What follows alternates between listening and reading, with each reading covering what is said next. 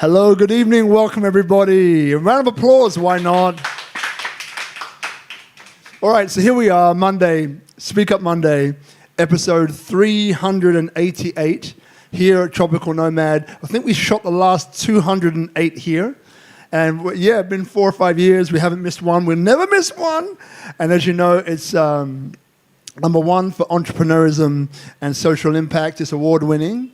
And look, tonight, it's interesting because, you know, Robindra, our guest for tonight, we've been like orbiting satellites or moons or planets around each other for quite a number of years. And it's always been that one, you know, when you meet someone, you're like, you know, we've got to have a conversation, you know, because you know there's some kind of connection.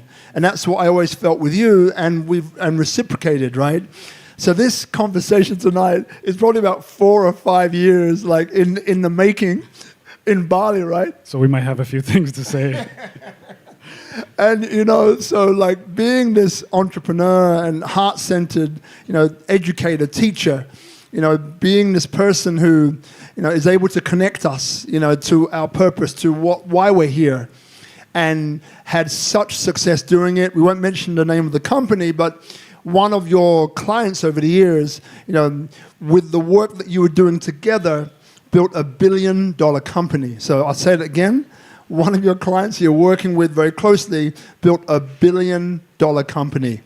And so we're going to find more about that and find out more about you and what the importance of, you know, Dharma and how we get there, right? So I guess the first question that kind of pops in, you know, Robindra, so yeah, where are you from? Because you look like this cool kind of guy who's like this handsome ray of light, who's like a guru of some description. When I first saw him, I thought, this guy is out of India, he's a guru of some description.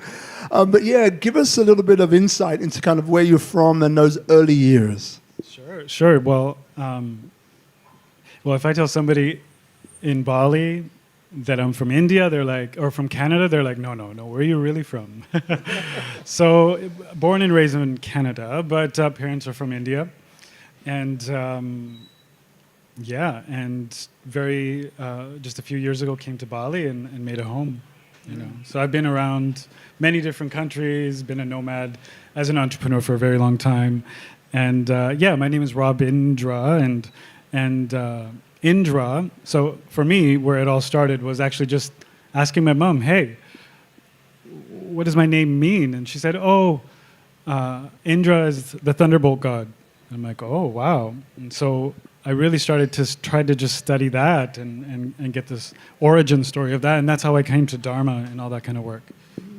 You know, one of the interesting things that comes up, I think, for a lot of people is that, you know, we present one way, maybe look like we've got it all together, you know, that we've had this incredible life, right? And this is who we are. But, you know, talking to you a little bit, you know, I understand that your upbringing wasn't necessarily quite smooth sailing as what appears to be now. Can you give us a little bit of insight into this kind of upbringing that you had that maybe is polar opposite to where you are now? Yeah, I mean, we all have a life story, you know. We all have been through incredible challenges to get to where we are today. I am no exception to that rule. Grew up, you know, more like my parents were divorced at a very young age. My father, you know, I had to deal with, had dementia, and my sister had cerebral palsy. So, you know, I actually had to become an entrepreneur at like 11 or 12, you know, with my father being not in my life and having to quickly become a father myself at a very young age. Not a father, but kind of the household figure. So, yeah, and even when we came to Bali, we didn't really have everything in order. You know, you think you move to a new country, you got to have all these things in place, but we really didn't. But thankfully, Bali has blessed us in many ways, and we can share about that as well. And so when we just, so people know, right, so you have a wife, 2 children as well. So when you say we, that's what you're referring to. And look, so can you tell us a little bit about the events preceding arrival in Bali? Yeah, well, the first thing, I mean, I had a child. We had a baby boy. Both my children, I have a 6-year-old daughter and a 3-year-old son. And actually, we were in Bali, pregnant, and then we had to fly back, or we thought we had to fly back. We went back to Canada to have our baby. But on the way, we actually were teaching, we were in Hawaii. Oh, that's a very interesting sound. So we were in Hawaii. Just wait for that. Okay, the mic's working. Yeah. We were teaching in Hawaii at a festival called Wanderlust, and my wife's like 6 months pregnant, and we're touring the U.S. teaching this kind of work. And we had just got married, and so we drove. My wife's from LA. Her name's Myrah, and we drove from LA, touring through all these festivals to Canada, had our baby. And we were festival producers, actually. We hosted a festival called Bloom. It was a yoga music festival. We were doing it for about 8 years. And it really became our life's work. It started off as an event, and then it really became our life's calling. And so, when we came back to Bali, actually, we had our son 3 months later. We came to Bali.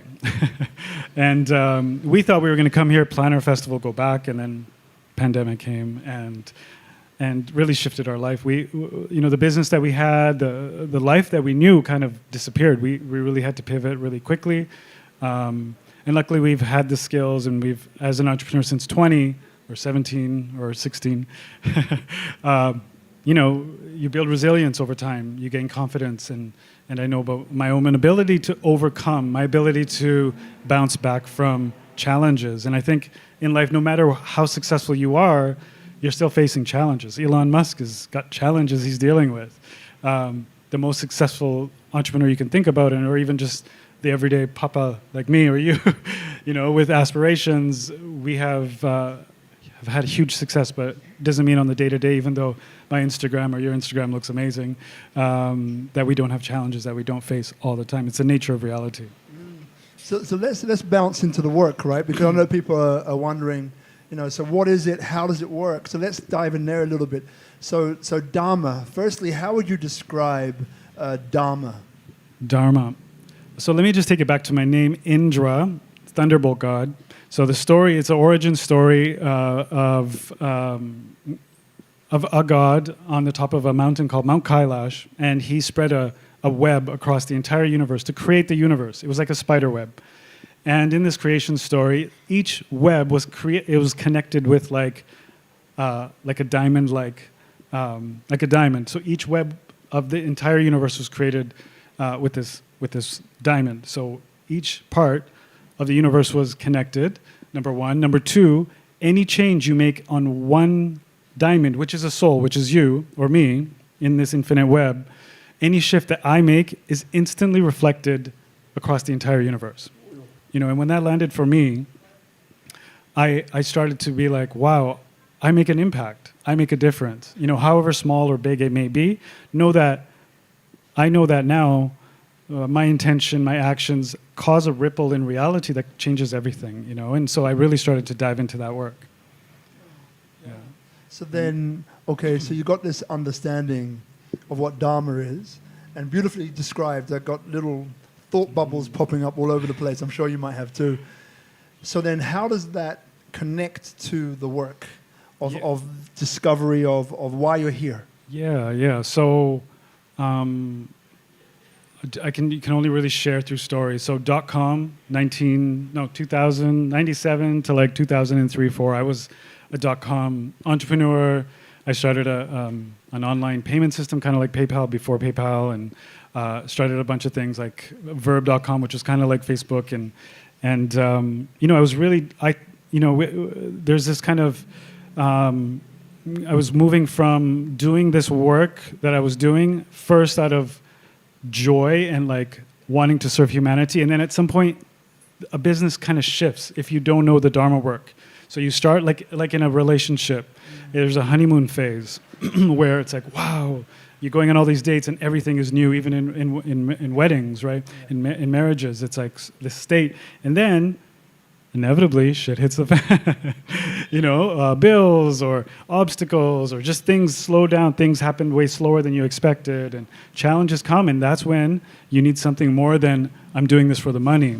And so for me as a .com entrepreneur, everything fell apart, and I was looking at myself like, I had, some $1 million valuation in my company. We ended up selling it for a lot, but then I, lost it all at some point. And in that losing of everything, I really found myself, it seems like the end of the world, at the time.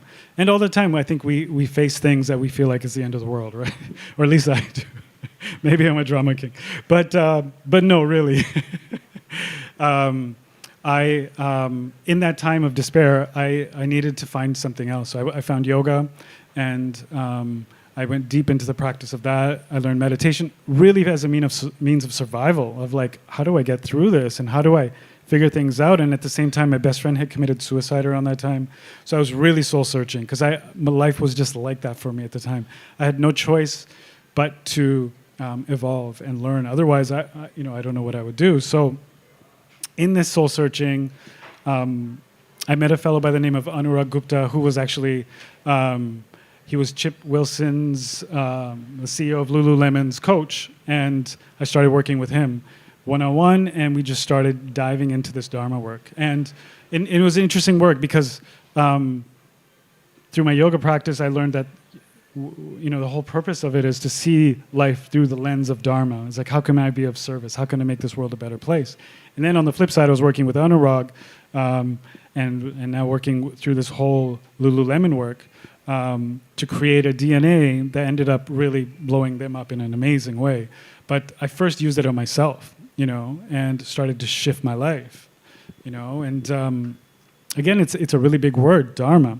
And how I teach it, or how I like to do it, is I basically break it down. So it's hard to go from zero to Dharma overnight. It's like, you ask anybody what their Dharma is, you're rare to find like a very clear, defined answer and super clarity on it is. And that's just because there's just so much misinformation about it. There's so much there's just a lot of conversation about it that isn't clear and precise. So then, maybe the next logical question, but quickly just prefacing that. So, successful business, come from the tech side. You did very well from the financial numbers point of view, but felt something was awry, something wasn't quite connecting. You mentioned about, that in business as well as in relationship, you have this beautiful honeymoon period. And then actually the relationship coaching work that I used to do for a long time, it's honeymoon period and then mud. Where all your shit comes to the surface, right? Yeah. Mud, and then followed by unconditional love. So in this mud stage, in a business as well, that's where you found yourself. And then, so through the work of meeting some key people here and the work of yoga, you got to understand more in touch with this word Dharma and what it means and how that can be practically shifted into your life. Yeah. Right? Yeah. So then, for people watching here, maybe they're just tuning in, saying this guy looks pretty cool. What are they talking about? Help me out here. So what are some of the steps in the work that would be indicative of what a person would go through if they decide? Yeah, I mean, we can only look at it, in our day-to-day life, first of all. So in every single day we have X number of thoughts. Some people say like 60,000 thoughts a day, and we can process or even like come to terms with maybe 1,000 of them or something like that. It is said that all the other 59,000, or actually even more than that, end up in your subconscious. And you talked about the mud. So, there's basically two energies that we can operate from on the daily, which is creating or consuming, or creating or destroying, right? And Dharma isn't something I just write down on a mission statement and then live. It's like something you have to activate every single day. Otherwise, you're going to kind of go into autopilot, right? So there's kind of a automatic intention. And I like to shift the word from Dharma to intention, because intention is more graspable, and then you graduate to Dharma later. And even intention, I give a word before that to get into that, right? Because if you talk to people about intention or goal, a lot of people don't know the difference, right? So a goal is like definite, right? It's like time and space, right? But intention is more timeless, right? And so the first intention that I teach to work with is alignment. And alignment is an intention that's graspable. We do alignment in a physical yoga practice. We every day clean our home. I hope we do. We clean ourselves. We do a lot of things to put ourselves into alignment. But alignment is a very graspable intention. So, for example, again, there's default intention and created intention. So a default intention, for example, like, people talk about, remember the good old days, like college or university or when we first got married or all those kinds of things. So in society, there are default intentions. So college, the default intention for college is have a good time. Most people, I don't know, I remember in college having a really good time. I don't remember studying. I had a really, really good time. And that was the default intention, yeah? And even when you get married or you start a business, there's an intention there. And then life scares you, business scares you, things happen that shake you. And you go automatically into this kind of autopilot, And so this work is all really about like identifying,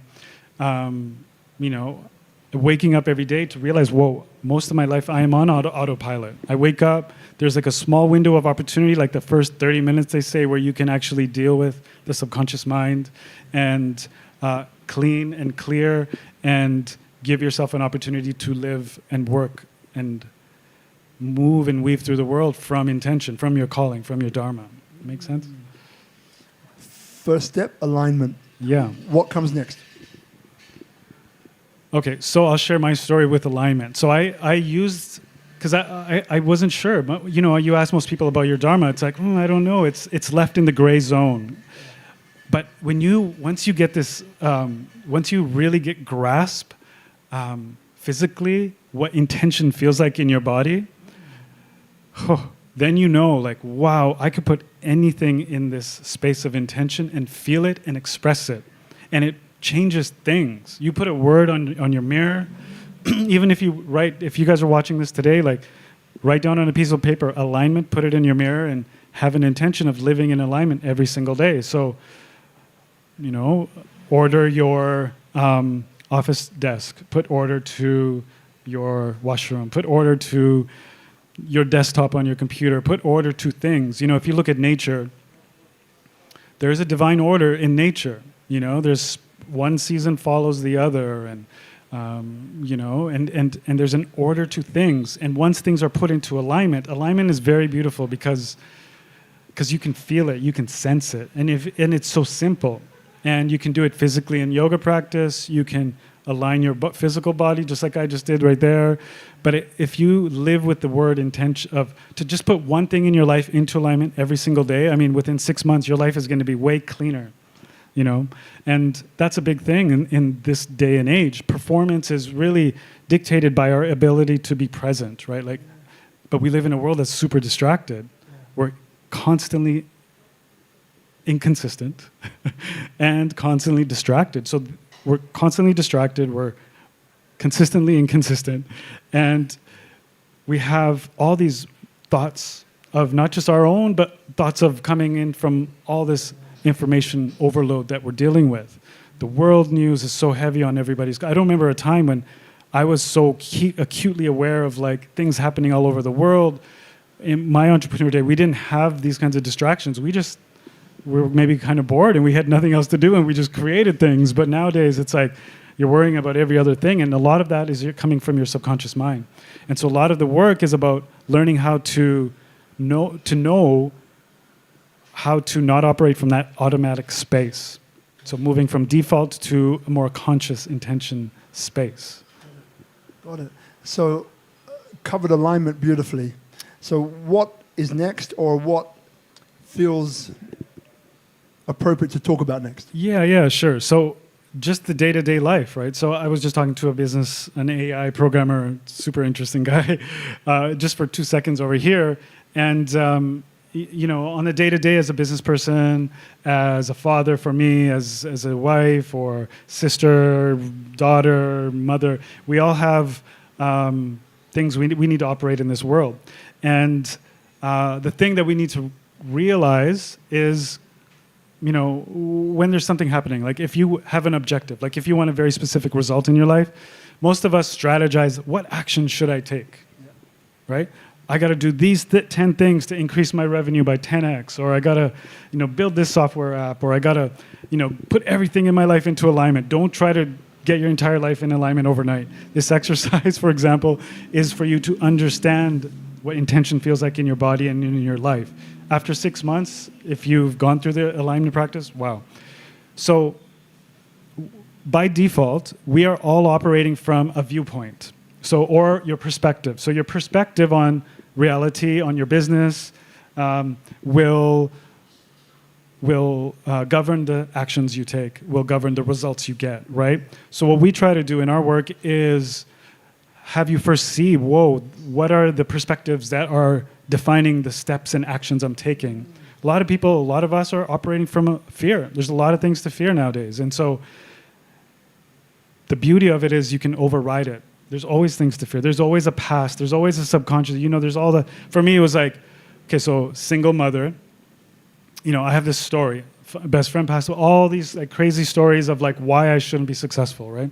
It kind of seeping into my subconscious, or at least like I'm aware of it, maybe being in my subconscious. And every time something goes wrong, I'm like, it's because like my mom was single mom and we raised like this and we had these difficulties. So I keep recreating those difficulties.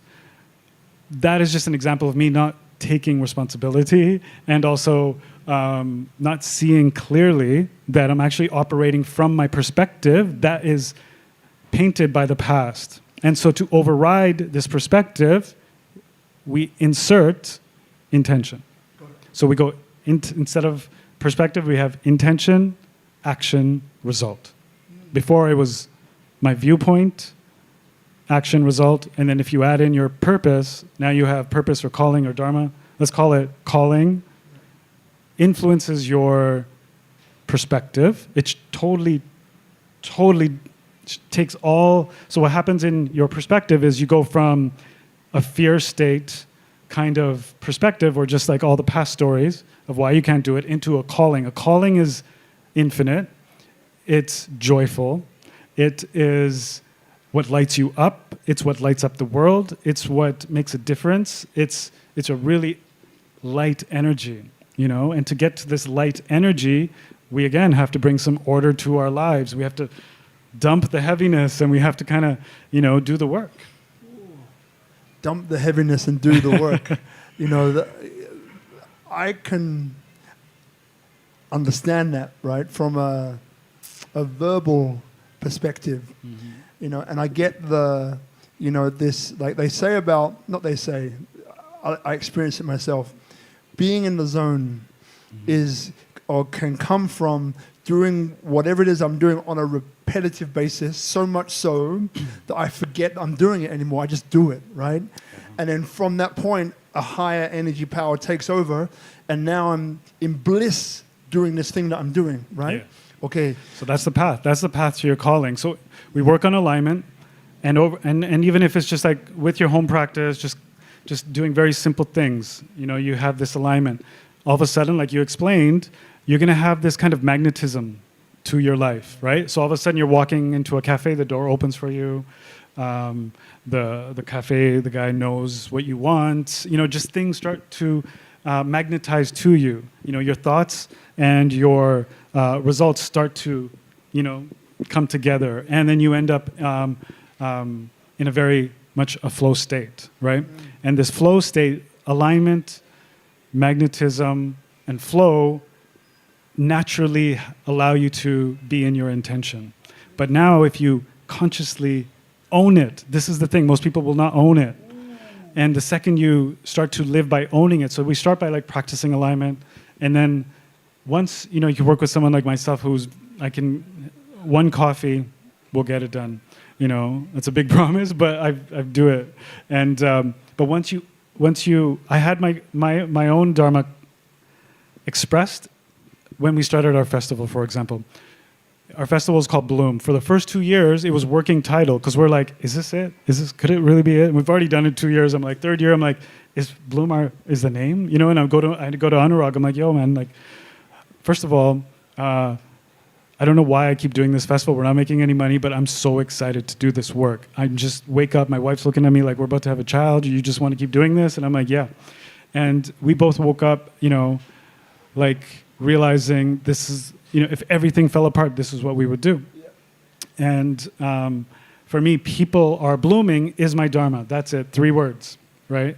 And I lived that for the first 2 years of the festival. Year 3, realizing like, whoa, like I've been kind of having it there as a word on my mirror to like shifting it to like, whoa, like I'm actually making a difference. I remember we had Neil Donald Walsh at one of our events, and there was this mother and 16-year-old son that came to the door. They had no money to get in.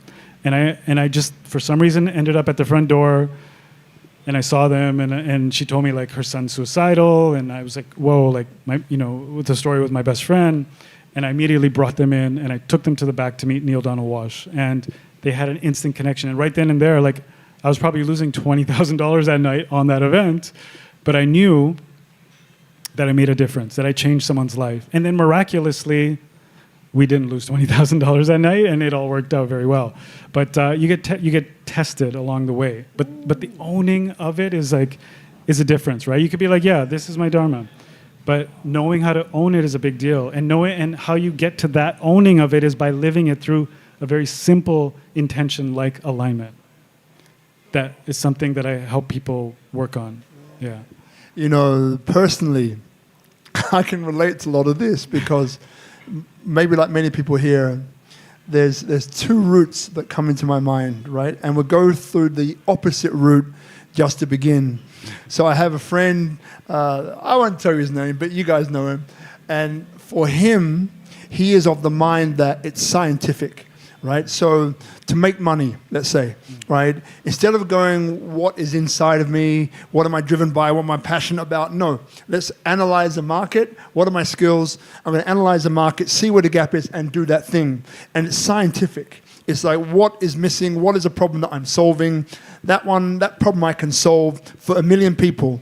$1 each, that's $1 million. 1 billion people, that's $1 billion, right? He goes that way. Mm-hmm. I'm not saying this is right or wrong, I'm just saying, right? Yeah.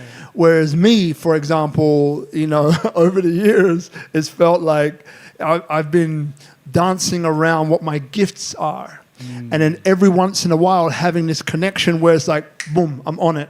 Yeah. And in the zone, and things happen in amazing, incredible ways. Yeah. And then I drop off.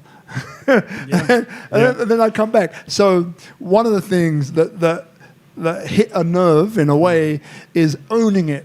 And I can look back now and I know that I didn't own it. Now I do, right? Mm-hmm. But I didn't own it, right? Yeah. And I kept slipping off and getting back in, slipping off and getting back in. So for those people, slipping off, getting back in, how do you... One tip, one thing that comes up for you. Yeah. Like, how do you do that? How do you get back on when you're off? Yeah, so you got to know that is your viewpoint or your perspective. That's your automatic reality. That's your subconscious mind bringing things in. And the word that you can just put in there is just doubt. You didn't trust it. Trust and doubt. So doubt is in the Hatha Yoga Pradipika, which is like this book like this. The Hatha Yoga Pradipika. It's like a thick yoga book. And it says that the only thing that can set you back 2 steps is doubt. We're talking about like the worst sins on the planet. They'll only set you back 1 step. But doubt, sets you back a few steps. And that's the thing that we doubt. We doubt ourselves. We doubt our Dharma. We doubt so much about reality. We doubt our own ability. And it's not coming from us. It's not that we want to doubt. It's coming from our subconscious. It's coming from society. It's just the way it's designed. That there's so many fear-based things in our realm here that it takes a lot of work to overcome this. And so when you find yourself in doubt, you have to think. You have to get yourself out of doubt. Move your body. Do whatever it takes, Get out of doubt.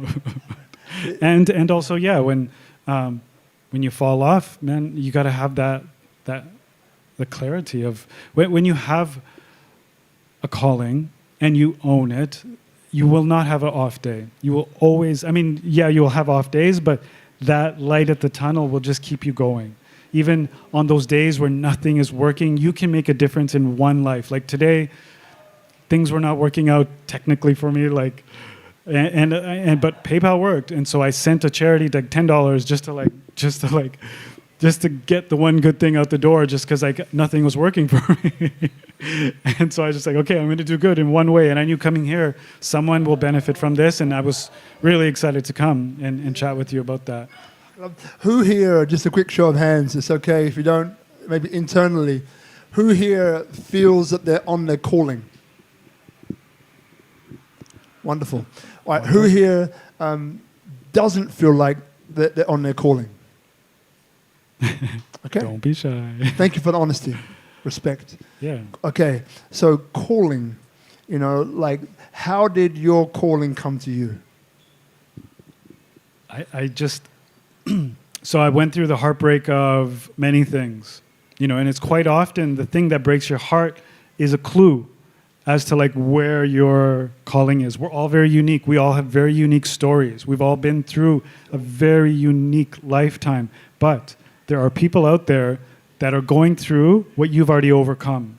There are people praying right now for the life that you live, for the life that I live, for being a father, for being in Bali, for being a business person, for being healthy, for having a foot that's not broken, or you know what I mean? So people are praying for where you're at right now. And then going back to the Indra story of like, what you do matters.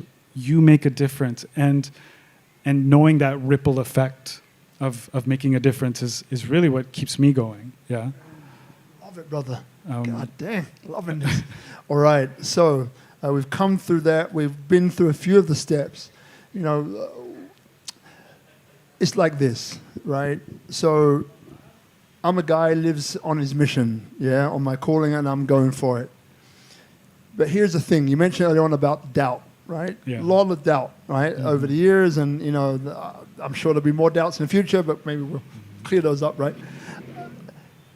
How then, for example, we live in the world. Yeah. The world needs or demands of us that we pay for things in cash. 100%. Right? Yeah. So the real world thing is that I got bills to pay, right? Mm-hmm. 2 kids, a wife, I got bills to pay, right? So living on your calling and going for it in those moments, like you in the festival where you're looking at being 20K in the hole, didn't end up being that way, right? But you you didn't make money for the first 2 years, as you said.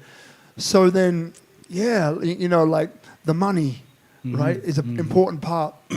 How did over the years have you found is a process for delivering the money to people because they're on their mission, they're going for it, but I got bills to pay. Yeah, that comes with clarity. And again, back to the two main energies in the world, there's creating or consuming. So if my calling is activated and I understand that there's two energies on this planet and I choose to be a creator, then creating is bringing something new into this world.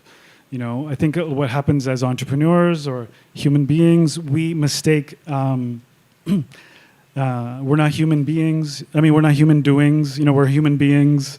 And so I talk a lot about like designing versus doing. As an entrepreneur, there's a lot of myths about like, what is my role as an entrepreneur? And I see most entrepreneurs creating jobs for themselves. They don't design a business. They design a job for themselves, because that's what they know how to do. And so if I can just slow this whole thing down, like that individual you said could break down $1 million business idea like that he has to be able to slow things down. He has to be able to be very methodical about the steps that it takes to get that. So as an entrepreneur and as a person living in my calling, my number one job is to design, and I'm a designer. I'm a designer, and I'm how I express myself is very unique. It's different than anybody here because I just have a different story than all of you, and so do you. And that's in that way, we have a clothing company, and if you drive down Batu Belong, there's 100 different clothing companies, and it's like, how are you not intimidated by that? Or coaches? There's probably 1,000 coaches in the 2,000. or whatever you do, there's probably 1 million people doing what you do, right? But the way you do it, the way you grew up, the way, your path is uniquely suited. You don't need 1 million followers. You just need like 100 people that you could serve, and you could be very, very, very wealthy doing that. But as long as you're staying in this, the whole world of creating. So the world of creating is you're giving. The world of consuming is you're taking. The world of creating is proactive. The world of consuming is reactive, right? The world, so there's ways of looking at those worlds, and it's like, how am I going about this situation? Am I trying to get something, or am I trying to give something? People in their calling are trying to give their calling, because that's what brings them life. And that life-giving brings an enormous amount of abundance back. Man. So if you're just tuning in, Speak Up Monday, episode 388, Robindra Mohar. And Robindra has this incredible gift. He has been able to help people tap into their Dharma, one of which became a $1 billion company, right? So he's very good at what he does. So, by the way, we're going to have questions pretty soon, Sister Ayu, so we'll get that microphone ready. So if you have questions here, I'm feeling that there's questions, please feel free. Remember, these first questions will be on camera. If you have questions of a more private nature, you can do it later, yeah?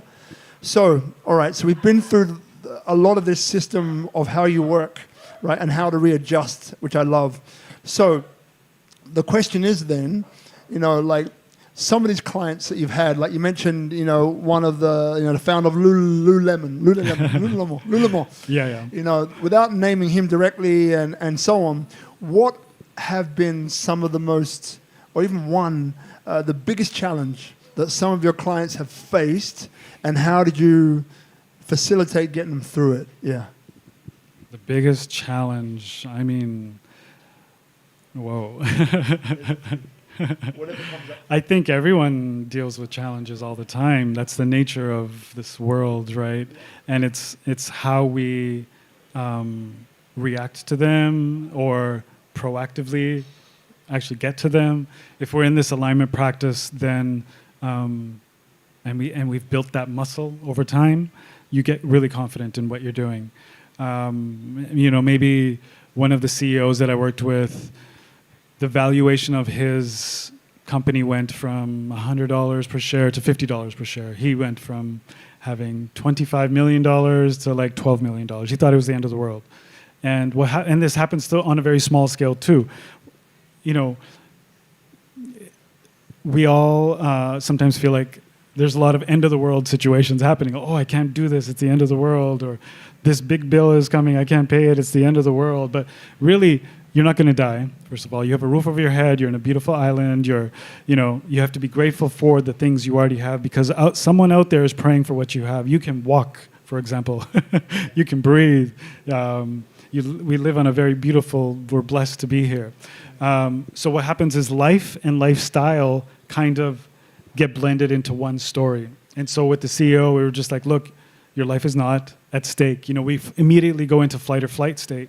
And that's the evolution of our system. The evolution of humanity is that we came from this hunter-gatherer period where we had to literally run from animals, and we had to or at least in theory we had to do all these things. And so innate in our system automatically is this fight or flight system that is on overdrive.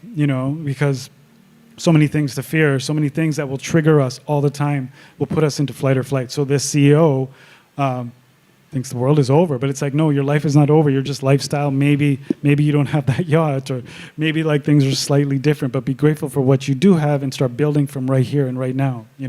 It's a gratitude that moves you through anything, and that perspective it takes. You have to really slow down to see, whoa, wow, I have time to sit with you right now. I'm grateful for that. And the fact that we're sitting here talking, it's amazing. It's a dream come true. Yeah. Man, love this. So any questions? I feel there's a question from you, but hey, no pressure. Give me the microphone. No pressure.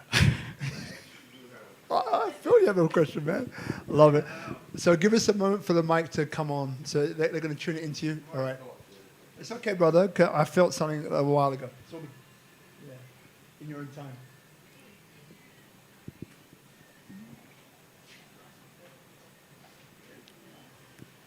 All right, so we're just turning something around, just to give us a sec.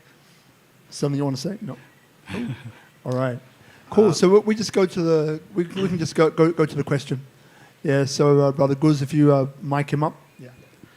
So thanks a lot for sharing all this. But regarding this last part, I'm in a period of my life where I'm very grateful and very grateful of everything, right? And accepting. And like you said, we should look at what we have and not what we're missing. But at the same time, I have the feeling that sometimes I'm not hustling anymore. I'm not fighting anymore, and I'm letting potential opportunities going away. Mm-hmm. I'm still okay. I'm still good at the moment. Yeah. But what do you have to say about this? There's a saying in the Tao about nature does not rush, yet everything is accomplished, right? And in regards to what you see in nature, like, opportunities are like waves in the ocean. They will keep coming. They will not one is the right one or wrong one for you, but understand and have no doubt that another one is coming. And this hustle culture is kind of it's in the entrepreneur mindset. It's in society. It's been programmed to us that we must hustle, and this work is about actually getting really present, and then hustle. Yeah, once of course we all know how to work hard. And there's no doubt that when time comes, you will do that. But it's okay to relax, and in that relaxing and showing up in the moment, for me, even like I've had to really slow things down and then slow things down even more. It's hard. The Western mind, I don't know where you're from, but this entrepreneur hustle culture is really, it takes a long time to unwind it to the point of like pure presence. I'm here. And now what comes up, I act upon. It takes a lot of patience to get to that stage, and trust, right? That, okay, this opportunity. And to be honest, in my experience as an entrepreneur, there's a lot of opportunities I wish I didn't take and let it pass. If I just was just slow enough to look at it and really see, is this right for me? Is this, and even if it feels right for me, just to give it space. Quite often, like, I don't know, like how many relationships that you've rushed worked out, This rushing of things don't quite often work out, So things that you allow to take more time generally work out better, And rushing into things for me, I don't know. I was single for 7 years before I met my wife. I had a lot of dating that I went through, and rushing through those things was not working out. And also even rushing into a business idea, I don't think has ever really worked out for me very well.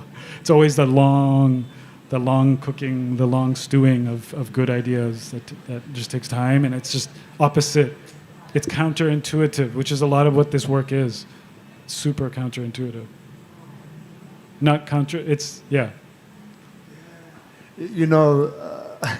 I'm laughing because I get exactly what you're saying, and I'm definitely guilty of the hustle culture, right? Go.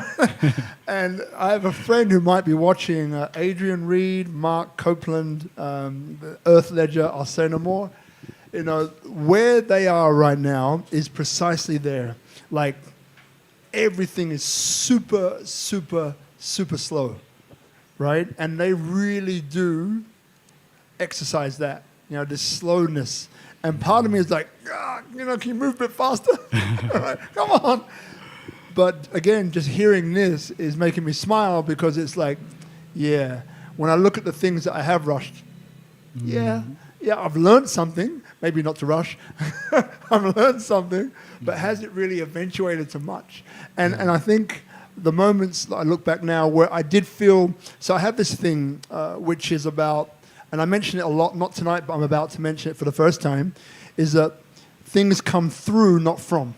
Mm-hmm. And, the half of what I do is intuitive, so it comes through me, not from me. In other words, I'm not trying to push and generate the thought to do something. It comes through and I allow, right? Mm-hmm. So it's almost like hustle or allow, just talking about it as it's fresh in my head. But again, you know, it's just making me smile, just your question, because it is in my head as well. But then the question for you then becomes, you know, hustle, allow, which one when? And how do you get to that point? Yeah. I mean, you hustle when, I mean, hustle sounds like hassle. Isn't it a hassle? Like, we're trying to design a masterpiece of a life. I want to live masterfully. I want to feel masterfully. I want to design a business that unfolds masterfully. I think a lot of us have things backwards. You know, the business isn't here for you to be of service to. You're to be of service to your calling. So what happens is we kept designing jobs to hustle for, instead of designing callings and purpose that we could really make a difference on the planet with. And it's just that understanding of like, wow, if I really land in my calling, I could make a difference. Yeah. Even just one person a day. Wow. It's more than no people a day. Knowing when, you know, it takes a lot of cleaning, because the mind is full of a lot of crap.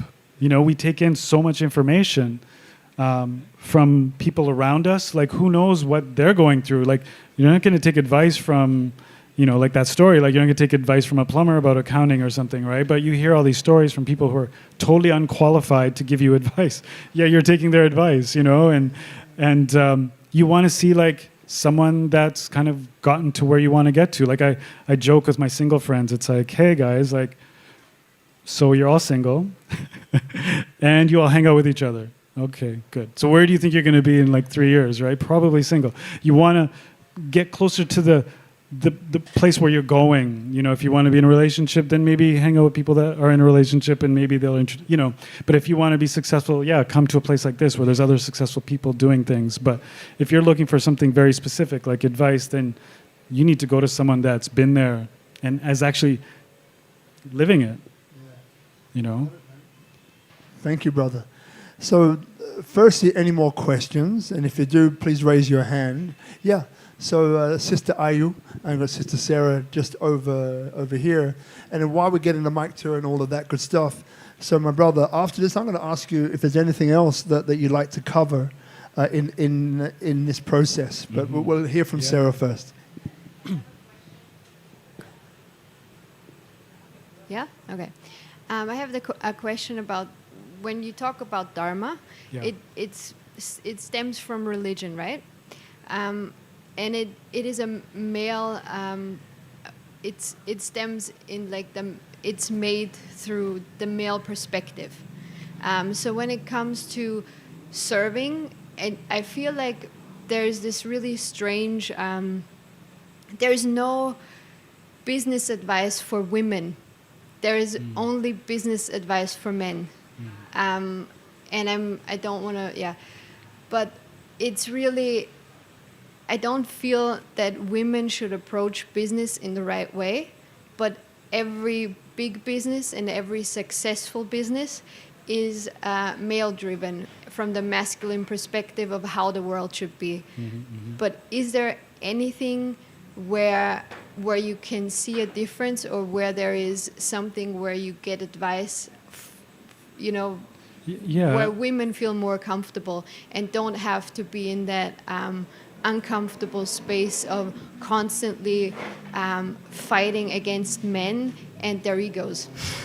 Because that's if you go into the big corporation space, that's how you're gonna, how it is. And I don't like the sentence, that's how it is. So what's there? I mean, I'm a believer that we are in a shift of the ages. I believe that we are going from a more male-dominated planet to a more female, you know, more of a balanced, you know, the age of the Aquarius is a time in astrology and that has been talked about, that basically there is a shift. And these concepts, Dharma, sure, you could call it from the Hindu religion, whatever. Like, that's why I don't really like to get into the language portion of it, because you could call it whatever you want. You could call it calling, purpose, intention, whatever that lights you up, that whatever it is that you do that lights you up, that could positively impact someone in humanity. I don't think that's a male thing. I think that's a universal thing. In fact, I think it's more feminine than not. Being nourishing, being giving, these are very feminine qualities. I think that is where businesses need to go, is to adapt more of these feminine qualities of the mother, of those types of things. And you just have to look no further than in nature. We see the balancing of things in nature, and it is a polarity planet, right? There's light and dark, there's positive and negative, yin and yang, male and female, and none of it again is positive or negative. I think they're just a balancing act, right? And so I'm not sure specifically like if you're trying to get into the corporate world or something like that, but I feel you. I think knowing and knowing what feels right for you as a woman, and how you want to make a difference in the work that you do. Yeah, I think you don't. It is definitely, the business world definitely has a lot of male ideas. I think the whole planet has a lot of male ideas. That definitely needs to shift. If you look at, no further than our own rivers and the oceans, and see like why this type of thing, like plastic, garbage, like all this stuff that's happening, the negative, call it, in the planet, is a reflection of our relationship with ourselves. And so I try not to get caught up in words, because like we could really have discussions for very long periods of time and get nowhere. But if we have a conversation with ourselves, is how can I heal my relationship with, ultimately the deficit on this planet is our relationship with Mother Nature, not even with ourselves. It's like why there's a garbage patch is because our relationship with Mother Nature is, we don't understand that we are Mother Nature, that we're a part of this. We separate ourselves from the animal kingdom, for example, the animals are separate from. We are just like the birds that we study. We are the fish. We are nature, So I think from that perspective, yeah, there's a definite balancing act that has to happen within ourselves, and then we can take that outwards. And the deficit is definitely with our relationship with the earth. And for example, you buy water. It gets delivered here. You pay the water delivery guy. You pay the company that gave it to the water delivery guy. But then, really, like, who gave it to? But who gave it to them? Right, Mother Earth gave it to them. All abundance comes from the planet Earth, from nature, and so learning how to give back to nature is a thing that we all have to learn, and that's a very, I think, not just male, but very both male and female kind of perspective. Great question, Sarah. Do you have a follow-up, or you? I want to say a little bit more, because I feel like with all of the big corporations and with the thing that we live on this planet, and it's an organic, like a living organism, I don't understand why the male perspective that is driving corporations hasn't understood the need to shift these things quicker and put it on top of the list instead of somewhere, there's a car and there's a house and there's money in my bank account, instead of figuring out how there's going to be more fresh air and how is there going to be more fresh water. Mm-hmm. And I can't I know women are also supposed to speak up, but I also feel like I don't understand how that is not the main point on everyone's list every day when they wake up, because in a few years you're not going to be able to breathe anymore. That's just how it is. Yeah, the game is rigged in a way that currently doesn't seem to be working.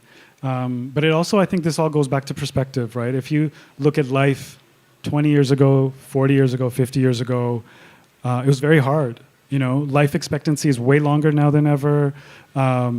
There's way more technology to help people heal from severe illnesses that we could never be healed from before. So there is a perspective of abundance that is also there. There's definitely this heavy, dark energy of the world falling apart conversation to be had, and how to flip the scale for example, on what's happening globally is also perspective of like, wow, we are, even like AI seems so scary, but really it's gonna, you know, if used right, it can make a very big difference. You know, if you look at life like in the 1920s, it was hard, or even 100 years from now, it was very hard compared to life right now. So I think life on planet Earth is getting better, even though it looks like it's falling apart. And that's just my perspective, right? That's a perspective coming from abundance of like, there is an abundance of ideas and the trust in humanity that actually we will right the ship. And the reason why we're not writing the ship right now is because the people in power and the game hasn't been rigged properly for it to go the other way. But there's some amazing humans on this planet that are coming up with billion-dollar ideas left and right, like that are making a huge difference, right? So it is like for us to think bigger, to think like, how can I make a difference, right? My little pebble in the lake that is rippling out makes a huge difference, you know, and to understand I can make a difference right now and not look out there somewhere for some change to happen, because that change will happen when I change, you know, and that's the only thing I have a power over. We can't go and change the whole world overnight, but we can change ourselves, our relationship to ourselves, our relationship to Mother Earth, and from there we build a better world, and we keep focusing on a perspective that serves and not pulls us down, for example. You know, thanks for that, Sarah. I mean, there's a few things, and we've got about 10 minutes left. There's a few things. So one is, you know, having this conversation, it's a great, powerful conversation to have. There's a few things which I think are important to mention. One is, and I think I see a few members of the group here, in Bali, ecosystem transformation. If you're not in that group, let me know and I'll add you in. But that's a group of change makers, stakeholders in the industry of how do we help the planet. Hello there. So how does we grab some chairs for these beautiful people? Come and join us, right? That's one. Number two is that probably the largest blockchain-inspired or project that uses blockchain at the heart is being launched from Bali as we speak. It's called Earth Ledger. So this is the biggest project which I've ever seen. And you'll begin to hear about it in the next 3 months or so. So what I'm saying is, and this is a project which is about how do we deploy the resources which are needed anywhere in the world to solve challenges which are inhibiting Mother Nature from doing its thing. Maybe that's not the corporate line, it's not the corporate body, but that's the way that comes in to describe it now. It's huge, right? That one's coming. So what I've realized, personal point of view, is that with every action there's a reaction. You know, like there's balance, right? So energy cannot be destroyed nor created. Let's go back to that. So as dark as things may seem, there's light over here doing exactly the same to the equal, if not the same extent. It's just that you haven't seen it, right? Yeah. For example. Polarity planet. As much darkness as there is that much light. It's just the media and that are not going to show that to us. We have to look. We're lucky to be here in Bali, to be surrounded with amazing thinkers and people with great intent. And I believe we can make a really big difference being in Bali and the planet. Spot on. So look, we have about 6 minutes left. So I'm going to ask you a question and give you some time to think about it. Yeah. Right. So if there's anything left that you'd like to discuss, feel free to do so in about a minute or so. So for those of you maybe watching now or just tuning in, so this episode has been about our brother Robindra Mohar, an incredible person, and the conversation that we've had tonight. So he created, or coming through, not from, a process which allows us to tap into why we're here. Through that process, he's guided many people, and we spoke before, which you'll talk about afterwards, about how many you can do a session. And you know, one of his clients, he, through the work that they did together, was able to build $1 billion company. So again, this stuff works, and yeah, so that's been the conversation tonight. And we've gone through a few other, let's say, pathways as well. But if you're tuning in now, rewind, go back to the beginning, because I love the description of Dharma and how anyone doing anything has an impact, like a butterfly effect, on other things. So everything we do has power. Everything we do has meaning. Everything we do can make a difference. I just love that. That's one that kind of sticks in my head. Mm-hmm. But I know you're waiting to enhance what I've just said. So please feel free. Yeah, I mean, I was talking to a friend of mine. She is the founder of a really big mother. It's called Every Mother Counts, and I just threw an idea at her, like, "Hey, what do you think about like, why aren't you trying this idea?" And she replied and said, "Look, as many resources as I have, I just can't do everything, right?" And then I sat with it for a few days, and I'm like, "Yeah, you can't do everything." And then I replied, and I said, "Look, your prayer, your intention of this happening or something like this happening is actually creating a ripple effect of it. So don't worry that you can't do everything all the time, that your intention, your prayer is a big deal, that where you direct your heart can be a powerful force on this planet." So now, if for maybe those people just coming in or tuning in, and this is a good luck answering that kind of a question, but if you could summarize, that process of, discovering your Dharma, how this can be connected to for you finding your calling. Yeah, I mean, first things first is like what I shared, like that your message matters, that the thing that you do, YN, good to see you, makes a difference on this planet.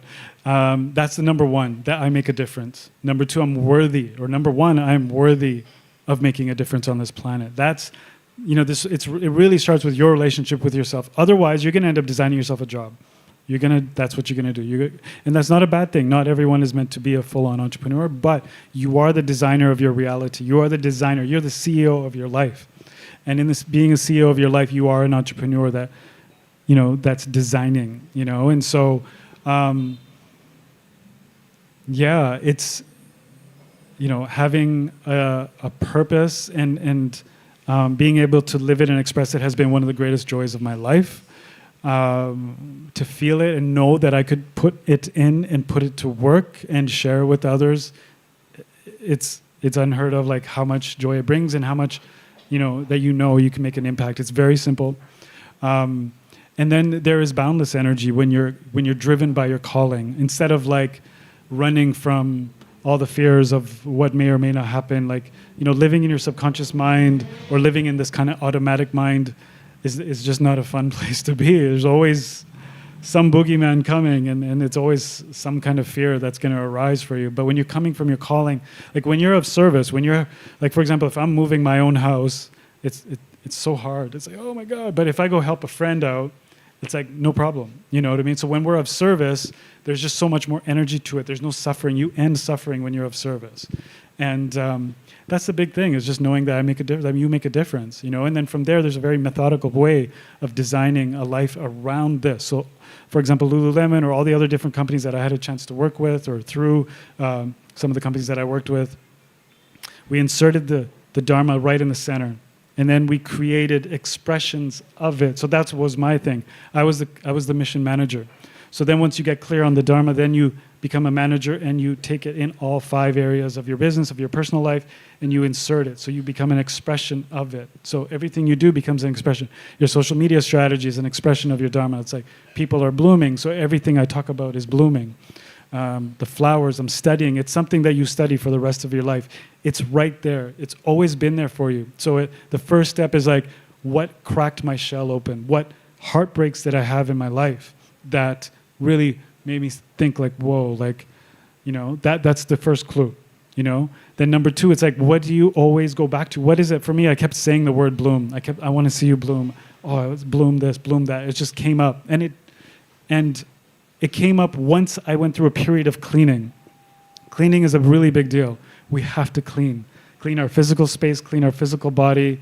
There's so many people that take in so much crap that you were talking about automatic, like you get the flow that you were talking about, and you run through intuition. The only thing is, if we're not cleaning the mind, we're not cleaning the body, we're not cleaning our systems, then you may be run by some automatic programs, you know what I mean? So having the intention of I clean, I understand that I'm taking in a lot of positive and negative information that potentially isn't of service, that may or may not be true, You know what I mean? A lot of things about the planet may or may not be true.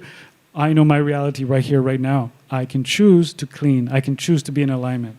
And alignment will take you to your Dharma. Alignment, power, flow will lead you right to your Dharma every day. And then you just slow down and wait. And then it's so close to you that it's kind of hard for you to see. That's why you have to get it in conversation, that you're already living your Dharma, most likely. But you need to just turn up the volume a bit, and you need to own it. You know, and owning it just takes a big decision. Like, and here's the thing. All rivers lead to the ocean, yeah? Or at least I think they do. But with that kind of concept, maybe you choose something. There's power in just saying, okay, you know what? Maybe I'll try like empowering women, for example. That's my wife's Dharma. And it never really left her. She just, because for my wife, she's of Mexican heritage. And when we were talking about Dharma together, she's like, I want to go back, when we make it, I want to go back to Mexico and I want to help all those women, you know, break out of their thing. And we started realizing like, oh, wait, I'm the Mexican woman that I want to break out of all these things. And so she, you know, culturally, she wasn't supposed to be an entrepreneur. You know, she wasn't supposed to do all these things that she's doing now. She's an amazing entrepreneur, amazing wife, amazing mama. Hi, if you're there, baby. But yeah, for her, she just chose it. I just chose People Are Blooming. And it was working title for 2 years. And then eventually I owned it. But don't be afraid to just say, you know what? I really love helping people in this way. So maybe I'm just going to try that as my Dharma. And the thing is, most of us, because things like music, things like most things in our life have become a commodity in the marketplace, like, for example, music. We'd rather just watch somebody, we'd rather pay somebody to sing than to sing ourselves. If you look at nature, nature is singing, birds are singing, ocean is singing, everything is singing. So we've given our power away over and over again, and living your Dharma is another huge example of how we're giving our power away. So just choose something, pick it, like, hey, empowering women, empowering men, helping women in the workplace, breakthrough corporate thing, whatever it is, make it very simple. 1 word, 2 words, people are having this kind of feeling. That feeling that if you have a conversation with me over coffee, the feeling that you would get excited about me leaving with because I spoke to you. So because I spoke to you, Robert, last week, I was so excited about reigniting this conversation. That's really what you lit up. So you really reconnected me. So I think like for you, your calling is somewhere in this like reconnecting and activating people. You know what I mean? And so just like that, and it doesn't have to be, you don't have to get it right. The thing is to just get in the river, to get in the game. Stop watching life by the river. Stop watching life go by. Get in the river, get in the raft, and let it take you and see what happens. You never know. If you're sitting on the sidelines, oh, maybe it's this, maybe it's that, oh, and start complaining about whatever, sure, you're just going to sit in your head. Or you can choose to play the game. And the game is, I'm going to live my Dharma. I'm going to live my best life. I'm going to design my life around. Like the seed in if you look at all plants, there's like a pattern that gets keep repeating over and over and over and over again. That's how nature works. Same thing in your business, same thing in your life. You insert the Dharma, you insert the calling, and you just become your job over and over again. And over time, automatically, you override the subconscious, and your subconscious starts to express your calling, and you're living a very happy life. God dang.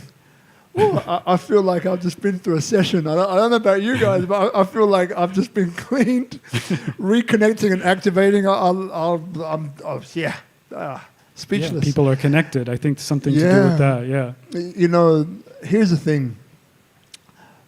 Before we close this episode, I want you to tell people in about 30 seconds or so, you know, where they can find you and what you're doing now, right? So you got a fashion label, speak it so people can come and interact and check you out. Before I do that, I just want to thank Sister Ayu, who's sitting there, my brother Guzman, and where's Hadis? Over there. Thank you very much indeed, guys. You guys are amazing. Yeah, the Tropical Nomad staff, right? We're here every week. And obviously Brother Ichi and Sister Kuni, who are around here somewhere. Yeah, it's a great combination. It's a great activation. I love what we do. I love this. And brother, I love you, my man. I really have enjoyed this conversation. And I knew it. Like years ago, it's like, we have to jam together, man. We've got to jam. And it's amazing how for whichever reason, fortuitously, Yeah. this is the time, right? Yeah. So look, over to you. By the way, everybody here, we're going to do a photo, so don't leave. We're all going to do a photo together to bring in this information. And yeah, so please plug you, let people know where to find you, and all the rest of that. And then after that, we'll close the show. Sure. Like, I mean, right now we have a fashion label called MyrahPenaloza.com. I'm wearing everything from the collection. We have a men's. You're gonna have to slow that one down, brother, so they can hear it. Right? Myrah Penaloza. We have 2 shops in Bali right How now. do you spell it? How do you spell it? MyrahPenaloza.com or at Myrah Penaloza. We have a shop in Perenenin where we host weekly tea ceremonies. We host a monthly fire chat with the full moon where we have conversations like this under the stars, so you can come visit that. To sign up, you just kind of go to the shop. It's right next to Shelter if you guys are here in Bali. We have another shop opening in Ubud in a couple of weeks, and also this whole conversation, we're about to activate some online courses and online kind of offerings to kind of like really help finish the year off strong. Because like what we were talking about earlier, when you're teaching it, you start to live it a little bit more. And for me, I'm really about to activate it. And it was like interesting timing that we met and we're here talking about it because we're just about to launch an entire program. And it'll be all through the Myrah Penaloza thing. And also at Robindra is my Instagram if you want to connect with me. At ROBINDRA on Instagram. And also our festival website is itstimetobloom.com where the courses and online programs will be happening. And being in Bali, if you're here, then maybe, we love to nerd out on this stuff. So start off with the fire chat at our shop and see where the conversation goes. Robindra Mohar, love to the wife as well. Thank you for joining us. A round of applause. Yeah.